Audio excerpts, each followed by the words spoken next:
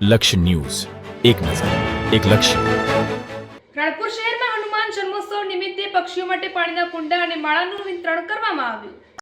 બોટાદ જિલ્લાના રાણપુર શહેરમાં આજે હનુમાન જન્મોત્સવ નિમિત્તે સેવાભાવી પ્રવૃત્તિઓનું ભાવપૂર્ણ આયોજન કરવામાં આવ્યું હતું. ગૌનંદી ગ્રુપ, માનવ પંથ અને અખંડ આનંદ ગ્રુપ દ્વારા પવિત્ર ચૈત્ર માસના અવસરે અબોલ જીવ પ્રત્યે કરુણા દર્શાવતી અનોખી પહેલ કરવામાં આવી હતી.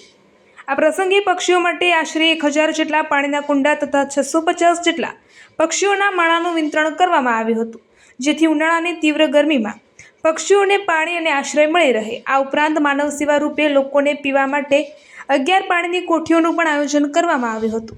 આ ત્રણેય ગ્રુપ દ્વારા કરવામાં આવેલા આ સેવા કાર્ય સમાજમાં પરોપકાર, માનવતા અને પ્રાણી પ્રેમનો સુંદર સંદેશ આપે છે.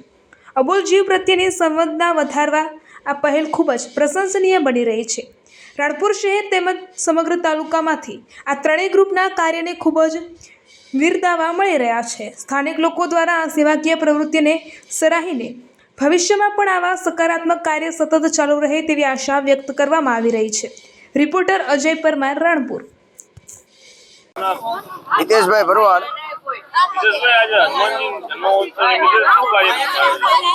પક્ષીઓ માટે પાણીના કુંડા તેમજ તેમને રહેવા માટેનું પક્ષી ઘર.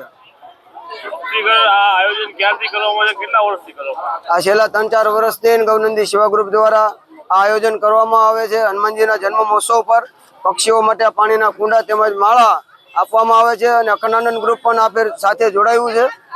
આપના દ્વારા ગૌનંદી ગ્રુપ દ્વારા અલગ અલગ તહેવારોમાં પણ કાર્યક્રમનું આયોજન કરવામાં આવે છે. કયા તહેવારમાં કેવી રીતે કાર્યક્રમ આયોજન? દિવાળી પરના તહેવારમાં ધનતેરસના દિવસે અબોલ જીવોને ગાય અને નંદી મહારાજને રાણપુરના શહેરમાં લાપસી ખવડાવવામાં આવે છે. ગોકુળ આઈટમનો તહેવાર હોય તો લીલી નિરણ નાખવામાં આવતી હોય છે.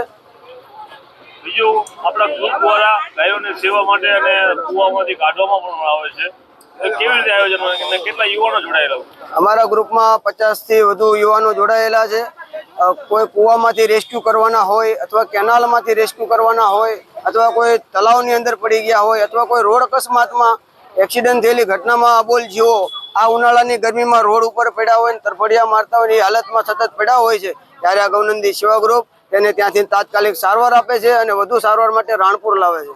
આજ રોજ આ કુંડા કેટલા વિતરણ કરવામાં આવે છે, કેટલા ચકલીના માવા આવે છે અને કેટલા પાણીની ટાંકી વિતરણ કરવામાં આવે છે? 1000 થી વધુ કુંડા છે, 500 થી વધુ પક્ષી ઘર ને તે સાથે લાયા છે. પાણીની ટાંકીઓ પણ માણસોને પીવા માટે કેટલી? હા, એ છે 11 પાણીની કોઠી લાયા છે. હનુમાન જયંતિ છે એ પાણી કુંડા લઈ જાઓ, એ બધા કુંડા ભરજો પાછા, ખાલી નો રાખતા કે પાપ લાગશે આમાં.